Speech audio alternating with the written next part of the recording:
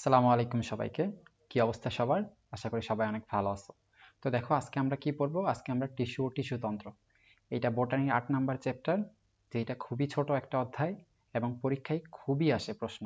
ঠিক আছে? ভর্তি পরীক্ষায় বলো, এইচএসসি পরীক্ষায় বলো, খুবই অল্প কয়েকটা টপিক আছে যেই টপিক থেকে রেগুলার প্রশ্ন আসে।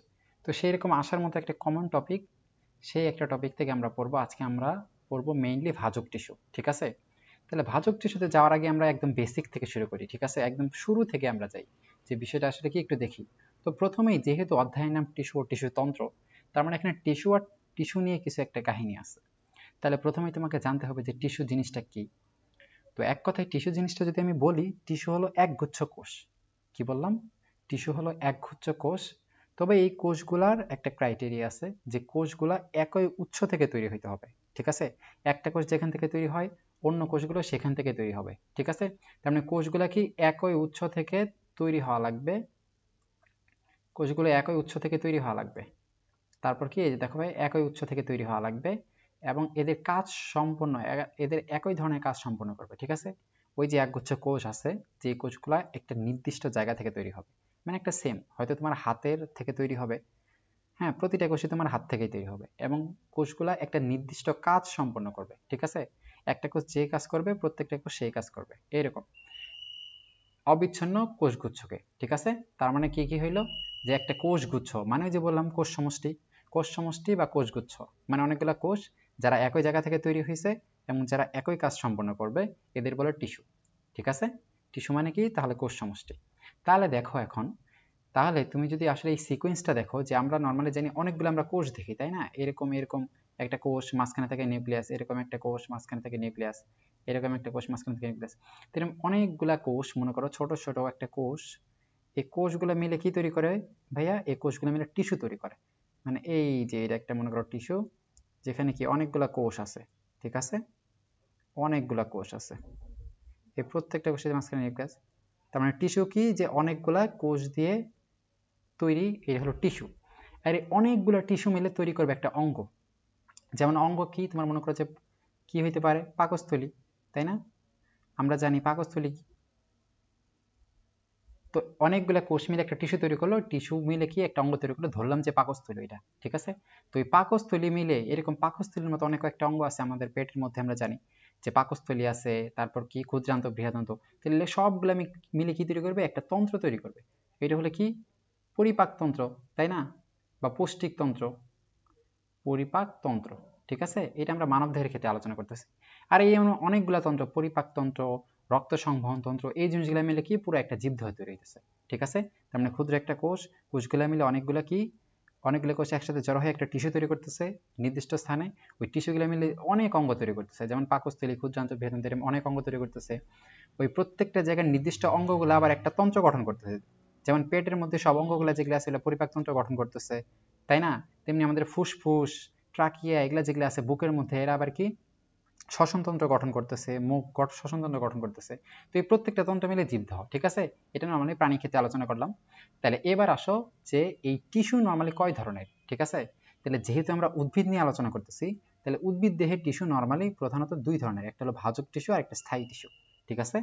উদ্ভিদ দেহে দুই ধরনের টিস্যু দেখা যায়, একটা কি, একটা হলো ভাজক টিস্যু আর একটা স্থায়ী টিস্যু।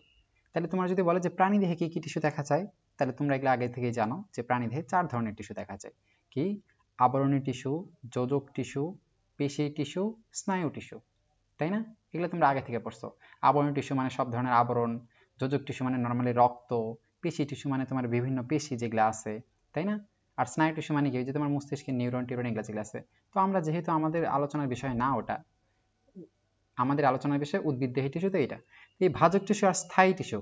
তো এই ভাজক টিস্যু আর স্থায়ী টিস্যু, আমাদের আজকের টপিক মেইনলি আমরা ভাজক টিস্যু নিয়ে আলোচনা করব। ঠিক আছে? ভাজক টিস্যুর বৈশিষ্ট্যগুলো তোমরা কেমনে সুন্দর করে মনে রাখবা, ওইটা আমরা দেখবো। তাহলে তুমি কিন্তু এদের নাম থেকে বুঝতেছো যে ভাজক টিস্যু মানে কি, বারবার ভাগ হয়। ঠিক আছে? ভাজক টিস্যু, তাই না? বারবার বিভাজিত হয়। বারবার কি হয়? বারবার বিভাজিত হয়, তাই না? ভাজক মানে কি? ভাজিত হয়। ভাজিত মানে কি? ভাগ হওয়া। বারবার বিভাজিত হয়। ঠিক আছে? বিভাজিত হয়। কিন্তু স্থায়ী টিস্যু, এই কথাটার নাম থেকে কিন্তু বুঝতেছে যে সে স্থায়ী, সে সারা জীবন একই রকমই থাকে। ঠিক আছে? মানে সে কখনোই বিভাজিত হয় না, এই কোষটা স্থায়ী হয়ে থাকে। ঠিক আছে? কোনো ভাগ হয় না এর। তার মানে ভাজক টিস্যু ভাগ হইতেছে, স্থায়ী টিস্যু ভাগ হয় না। ঠিক আছে, তাইলে নর্মালি আমরা যদি পরবর্তীতে দেখি, দেখো তাহলে ভাজক টিস্যু আমাদের মেইনলি আলোচনার বিষয়, তোমাদের এই পরীক্ষায় এটা খুবই আসে, ভাজক টিস্যু এই টপিকটা খুবই গুরুত্বপূর্ণ, পরীক্ষায় এখান থেকে এমসিকিউ আসে। তাহলে ভাজক টিস্যুর আরেকটা নাম কি ভাইয়া? ভাজক টিস্যুর আরেকটা নাম কিন্তু মেরিস্টেম। ঠিক আছে, আরেকটা নাম মেরিস্টেম। এই স্টেম, স্টেম মানে কি? Stem cell. Normally stem cell মানে এটা যেই সেলটা অনেক বারবার বিভাজিত হয়, ঠিক আছে, অনেক বেশি বিভাজিত হয়, অনেক সংখ্যা বাড়ায়। ঠিক আছে, স্টেম সেল মানে যেই সেল থেকে অনেক বেশি কোষ তৈরি হয়। ঠিক আছে, যেই কোষ অনেক কোষ তৈরি করে। ঠিক আছে, অনেক কোষ তৈরি করে, অনেক কোষ, অনেক কোষ তৈরি করে। মানে স্টেম সেলটা এমন একটা সেল যেই সেলটা কি খুব তাড়াতাড়ি অনেকগুলো কোষ তৈরি করবে, এটা হলো স্টেম সেল। তাহলে এটার নাম হলো মেরিস্টেম। ঠিক আছে, ভাজক টিস্যু আরেকটা নাম মেরিস্টেম, কারণ এটি কি বারবার বিভাজিত হয়, অনেকগুলো কোষ তৈরি করে। তাহলে ভাজক টিস্যুর যদি আমরা সংজ্ঞাটা দেখি, কি আছে যে উদ্ভিদের যে টিস্যু, উদ্ভিদের যে কোষ বারবার বিভাজিত হতে সক্ষম তাকে ভাজক টিস্যু বলে। উদ্ভিদের এখানে নর্মালি যে টিস্যু হবে। ঠিক আছে, যে টিস্যু, আচ্ছা হ্যাঁ, যে টিস্যু কোষ বিভাজনে সক্ষম, যে টিস্যু কোষ বিভাজনে সক্ষম সেটা কি ভাজক টিস্যু। ঠিক আছে, তার মানে ভাজক টিস্যু কোষ বিভাজনে সক্ষম হয় আর স্থায়ী টিস্যু কোষ বিভাজনে সক্ষম হয় না। ঠিক আছে, তাহলে এই ভাজক টিস্যু এখন তোমার বৈশিষ্ট্যগুলো লাগবে, এটা খুবই গুরুত্বপূর্ণ। বৈশিষ্ট্য। ঠিক আছে, তাহলে আমরা এর বৈশিষ্ট্যগুলো একটু দেখব। দেখো এর বৈশিষ্ট্যগুলো নর্মালি কি কি আছে। তাহলে দেখো এই যে তুমি এই চিত্রটা দেখতে পারতেছো না ভাইয়া, এই চিত্রটা দেখলেই তুমি অনেক কিছুই কিন্তু পারবা। দেখো তুমি এই চিত্রগুলোতে কি দেখছো, প্রত্যেকটা অবশ্যই ভাজক টিস্যু কি একটা জীবিত টিস্যু, তাই না? তাহলে তুমি এক নম্বরে কি লিখতে পারো, যে জীবিত, তাই না? জীবিত এটা লিখতে পারো। তুমি নর্মালি এই তুমি যদি এই চিত্রটা মনে রাখো তাহলে তুমি প্রত্যেকটা বৈশিষ্ট্যগুলো পারবা। দেখো আমি তোমার দেখাইতেছি কেমন। যেহেতু প্রত্যেকটা কি অবশ্যই জীবিত কোষ, এগুলা তার মানে এগুলা কি, এগুলা জীবিত। ঠিক আছে, তো এই ভাজক টিস্যু আর এগুলা কিন্তু প্রত্যেকটাই কোষ, দেখছো এই যে এগুলা প্রত্যেকটাই কিন্তু একটা একটা কোষ, এগুলা একটা একটা করে কোষ। এই কোষগুলো যেহেতু একগুচ্ছ কোষ তার মানে একটা টিস্যু। ঠিক আছে, তাহলে ভাজক কোষ এগুলা তাহলে একটা সিঙ্গেল একটা ভাজক কোষ। এই কোষগুলোর আকার দেখছো কেমন, এই আকাশগুলো নর্মালি কি বেঞ্জিনের মতো না, ষড়ভুজাকার না? তাহলে এরা ষড়ভুজাকারও হয়, চতুর্ভুজাকারও হয়। ঠিক আছে, তাহলে যেমন হতে পারে, তাহলে জীবিত ও, দেখো এই প্রত্যেকটা যে কোষগুলো আছে এদের কিন্তু ব্যাস সমান। দেখো এইটার এখান থেকে এতটুকু দূরত্ব যা, এইটার এখান থেকে এতটুকু দূরত্ব সাম, তেমনি এইটার এখান থেকে এই দূরত্ব যা, এইটার এখান থেকে এই দূরত্ব সেম, তাই না? তো এগুলোরে বলে সমবেশীয়, যার দৈর্ঘ্য আর প্রস্থ সমান। এখানে প্রত্যেকটা কোষের দৈর্ঘ্যও সমান, প্রত্যেকটা কোষের প্রস্থ সমান, মানে এটা কি বলে, জীবিত ও সমবেশীয়। ঠিক আছে, জীবিত ও সমবেশীয়। তাহলে একটা বৈশিষ্ট্য গেল, তার মানে এটা জীবিত সমাবেশে, এটা তুমি লিখতে পারো নর্মালি। এবার 2 নম্বর বৈশিষ্ট্য দেখো, এই প্রত্যেকটা কোষে দেখছো নিউক্লিয়াসটা অনেক বড়। নর্মালি একটা কোষের তুলনায় নিউক্লিয়াসটা কিন্তু যথেষ্ট বড়, আর নিউক্লিয়াসটা কিন্তু একবার কেন্দ্রে আছে, দেখছো না প্রত্যেকটা কোষে নিউক্লিয়াসে। তুমি শুধু এই চিত্রটা মনে রাখবা তাহলে তুমি পারবা। জীবিত সমাবেশে এটা তো সব কোষই, কিন্তু এদের নিউক্লিয়াসটা দেখো যথেষ্ট বড় আর একদম কেন্দ্রে আছে। তাহলে তুমি কি লিখতে পারো, যে নিউক্লিয়াস, নিউক্লিয়াস বড়, তাই না? এটা লিখতে পারো না, নিউক্লিয়াস বড় ও কেন্দ্রে অবস্থিত, তাই না? নিউক্লিয়াস কেন্দ্রে অবস্থিত। ঠিক আছে, 3 নাম্বার দেখো, 3 নাম্বার দেখো এখানে প্রত্যেকটা কোষ, এই কোষগুলোর মধ্যে কি ফাঁকা জায়গা আছে? দেখো এই একটা কোষ, এই কোষ এইদিকে আছে, কিন্তু এই কোষের মধ্যে ফাঁকা জায়গা নেই। যদি কোষগুলো এভাবে থাকতো, এভাবে এভাবে থাকতো, তখন কিন্তু ওদের মধ্যে ফাঁকা জায়গা থাকতো, তাই না? তখন ওদের মধ্যে এই যে এইটা হলো ফাঁকা জায়গা, এটা হলো ফাঁকা জায়গা, তাই না? তো এমনি করে ওদের জায়গার মধ্যে ফাঁকা জায়গা থাকতো, কিন্তু ওরা যেহেতু বেঞ্জিন আকৃতির, একটার ফাঁকার মধ্যে আরেকটা ঢুকে গেছে, তার মানে এদের কোনো ফাঁকা নেই। তাহলে তুমি কি লিখতে পারো, যে আন্তঃকোষীয় ফাঁক নেই, তাই না? আন্তঃকোষীয় অবকাশ নেই। আন্তঃকোষীয়, আন্তঃকোষীয় মানে কি জানো, একটা কোষ আর আরেকটা কোষ, 2-3টা কোষের মাঝখানে। তো আন্তঃকোষীয় ফাঁকা নেই বা অবকাশ নেই। ঠিক আছে, আন্তঃকোষীয় অবকাশ বা ফাঁকা নেই। ঠিক আছে, 3টা বৈশিষ্ট্য গেল। এবার 4 নম্বর বৈশিষ্ট্য দেখো। এখন একটা জিনিস দেখো, আরেকটা, এই যে কোষগুলো যেহেতু বারবার বিভাজিত হয়, ঠিক আছে, কোষগুলা বারবার বিভাজিত হইতেছে, তার মানে এদের এই যে কোষ প্রাচীরটা আছে, এই যে এদের প্রাচীর, নর্মালি এটা যদি একটা হয়, এই যে যেহেতু এই কোষগুলো বারবার বিভাজিত হইতেছে, মানে এই যে প্রাচীরটা কিন্তু পাতলা হইতে হবে। ঠিক আছে, এই প্রাচীরটা যদি পাতলা না হয়, যদি খুবই মোটা হয়, তাহলে তো এটা বারবার ভাগ হইতে পারবে না, তাই না?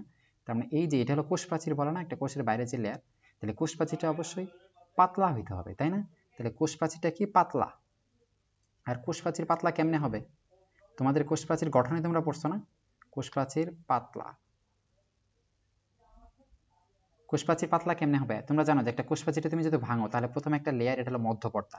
এই মধ্যপর্দার উপর কিছু জিনিস জমা হয় কি প্রাইমারি প্রাচীর তৈরি করে, এর উপর আবার অনেকগুলো পদার্থ যুক্ত হয়ে কি সেকেন্ডারি প্রাচীর জমা করে, তাই না? ফলে এই প্রাচীরটা এত মোটা হয় কোষপ্রাচীর। কিন্তু এদের যেহেতু কোষপ্রাচীর পাতলা, তার মানে এদের ওই মধ্যপর্দার উপরে আর কোনো কিছু জমা হইতেছে না। আর এই মধ্যপর্দাটা মেইনলি সেলুলোজ দিয়ে তৈরি। তাহলে এদের কি কোষপ্রাচীর পাতলাও কি সেলুলোজ দিয়ে তৈরি, তাই না? সেলুলোজ দিয়ে তৈরি, কারণ বাকি জিনিসগুলো তো আর উপরে জমা হইতে পারতেছে না, মানে শুধু সেলুলোজ দিয়ে তৈরি। শুধু মধ্যপর্দা যেহেতু থাকে, তার মানে শুধু সেলুলোজটা বেশি থাকে। আর অন্যান্য উপাদানগুলো লিগনিন, পেকটিন, এই জিনিসগুলো জমা হয়ে প্রাইমারি প্রাচীর আর সেকেন্ডারি প্রাচীর গঠন করত। কিন্তু এর যেহেতু পাতলা প্রাচীর, হ্যাঁ, এই জন্য শুধু একটা স্তরই থাকে, প্রাইমারি প্রাচীর সেকেন্ডারি প্রাচীর থাকে না। ফলে ওই মধ্যপর্দাটা যেটা একটাই প্রাচীর, ওইটা হলো সেলুলোজ দিয়ে তৈরি, ঠিক আছে? তাহলে কোষ প্রাচীর পাতলা ও সেলুলোজ নির্মিত, ঠিক আছে? নির্মিত। এখন তুমি একটা জিনিস চিন্তা করো, দেখো এখন এই যে কোষগুলো আছে, এই কোষগুলা মনে করো যে প্রত্যেকটা এই যে সাইটোপ্লাজম আছে, সাইটোপ্লাজম কিন্তু ঘন হওয়া লাগবে। দেখো একটা কোষ থেকে দুইটা কোষ তৈরি করতেছে, তাই না? একটা কোষ থেকে দুইটা কোষ তৈরি করতেছে, মানে এই কোষটা অবশ্যই পাওয়ারফুল। একটা কোষ থেকে দুইটা কোষ তৈরি করতেছে মানে এই ফুলের মধ্যে যা যা থাকবে ওগুলো কিন্তু খুব বেশি বা ঘন, অধিক থাকতে হবে, তাই না? সবকিছু অধিক থাকলেই তো একটা কোষ থেকে দুইটা কোষ তৈরি হবে, তাই না? একটা মা যখন সন্তান জন্ম দেয় তখন তার মধ্যে অনেক সবসময় তার খাইতে হয়, তাই না? দেখছো না, তার খাওয়া দাওয়া বেশি করে করতে হয় সবকিছু। তেমনি এইটাও যখন দুইটা কোষ তৈরি করবে তখন কি তার মধ্যে নর্মালি কি নিউক্লিয়াস থাকে, যেটা নিউক্লিয়াস তো বড় আর কেন্দ্রে অবস্থিত। দেখলাম নিউক্লিয়াসটা বড় কেন? কারণ নিউক্লিয়াসটার ওই যে একটা নিউক্লিয়াস থেকে দুইটা নিউক্লিয়াস তৈরি হইতে হয়, এই জন্য নিউক্লিয়াসটা বড়। তেমনি সাইটোপ্লাজমগুলো যেগুলো আছে, সাইটোপ্লাজম নর্মাল কি বেশ ঘন, ঠিক আছে? সাইটোপ্লাজম থাকবে অনেক ঘন, কারণ একটা ঘন সাইটোপ্লাজম থেকে দুইটা সাইটোপ্লাজম তৈরি করা লাগবে না, দুইটা আলাদা কোষের। এই জন্য সাইটোপ্লাজমটা কি থাকে, ঘন থাকে, ঠিক আছে? সাইটোপ্লাজম ঘন ও দানাদার থাকে। এখানে দানা দানা দানা দানা থাকবে, ঠিক আছে? এই যে এখানে দানা দানা দানা দানা দানা থাকে, তাহলে ঘন ও দানাদার, ঠিক আছে?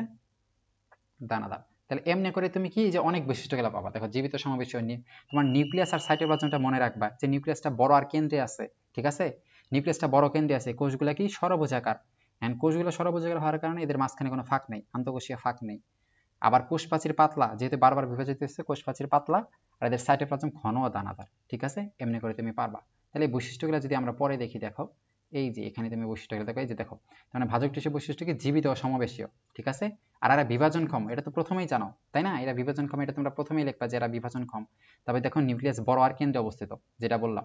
তারপর সাইটোপ্লাজম ঘন ও দানাদার, ঠিক আছে?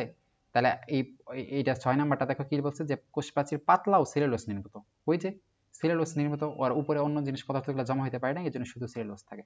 মানে কোষ প্রাচীর পাতলা, কারণ কোষ প্রাচীর যদি মোটা হয় তাহলে জিনিসটাকে ভাগ করতে অসুবিধা হয়, তাই না? আবার কোষগুলা কি যে আয়তাকার, ডিম্বাকার, নর্মালি ষড়ভুজাকার বেশি হয়। ষড়ভুজাকার, পঞ্চভুজাকার, ডিম্বাকার যে কোনো কিছু হইতে পারে, কারণ এরা প্রত্যেকটা আকার যদি হয়, দেখো কোষগুলো যদি আয়তাকারও হয়, এরকম আয়তাকারও হয়, তাহলে এটার উপরে এটা জমা হবে, এটার উপরে, তখনও কিন্তু আন্তঃকোষীয় ফাঁক থাকবে না, থাকবে? তখনও কিন্তু আন্তঃকোষীয় ফাঁক থাকবে না, ঠিক আছে? তাহলে তুমি যদি পঞ্চভুজাকারও দেখো তাও দেখবে যে আন্তঃকোষীয় ফাঁক থাকবে না, এরকম। তাহলে যে কোষগুলো ষড়ভুজাকার, আন্তঃকোষীয় ফাঁক নেই। এখন আরেকটা দেখো, সঞ্চিত খাদ্য থাকে না। এদের মধ্যে কি কোনো কিছু সঞ্চিত থাকবে? সঞ্চিত থাকার তো টাইমই পায় না। নর্মালি একটা কোষ তৈরি হয়, তৈরি হওয়ার কিছু পরে ওটা আরেকটা ভাগ হয়ে দুইটা ভাগ তৈরি হয়ে যায়। তার মানে এদের প্রত্যেকটা জিনিস যে আছে, এদের যে অঙ্গগুলো আছে, এরা খুবই কি, খুবই মনে করো স্থায়ী না, নতুন তৈরি হইতেছে, ঠিক আছে? তাহলে এদের যে প্লাস্টিডটা থাকে ওটা হলো প্রোপ্লাস্টিড। নর্মালি কোষে প্লাস্টিড থাকে না, ওটা হলো প্রোপ্লাস্টিড। মানে প্লাস্টিডটা একদম স্থায়ী হইতে পারে না, ঠিক আছে? তৈরি হওয়ার পরপরই বিভাজিত হয়ে যায়। এই জন্য নর্মালি প্রো ইউজ করা হয়, ঠিক আছে? প্রো বলতে নর্মালি প্রাথমিক অবস্থায় শুরুর মুহূর্তে যেটা তৈরি হয় ওইটাই, ঠিক আছে? প্লাস্টিড তৈরি হইলো, ওইটা হলো প্রো প্লাস্টিড, কিন্তু ওইটা আর কি একটু স্থায়ী হয়ে ম্যাচিউর হয় না, ম্যাচিউর আগে ওটা ভাগ হয়ে যায়, ওই জন্য প্রো প্লাস্টিড থাকে। তেমনি এদের খাদ্য সঞ্চিত করে রাখতে পারে না, কারণ খাদ্য সঞ্চিত করে রাখার তো সময় নেই, এরা খুব দ্রুত বিভাজিত হয়, ঠিক আছে? তার মানে এই বৈশিষ্ট্যগুলো তোমরা আশা করি মনে রাখতে পারবা, ঠিক আছে? তাহলে আজকের ক্লাসটা আমাদের এই পর্যন্তই। আমরা নেক্সট ক্লাসে ভাজক টিস্যুর কাজ, ভাজক টিস্যুর শ্রেণীবিভাগ, যেটা খুবই গুরুত্বপূর্ণ, ঠিক আছে? ভাজক টিস্যুর শ্রেণীবিভাগ যেখান থেকে এমসিকিউ আসেই, তাহলে আমরা নেক্সট ক্লাসে ভাজক টিস্যুর বাকি জিনিসগুলো আমরা দেখব। তো আল্লাহ হাফেজ সবাইকে, সবাই ভালো থাকবে। আসসালামু আলাইকুম।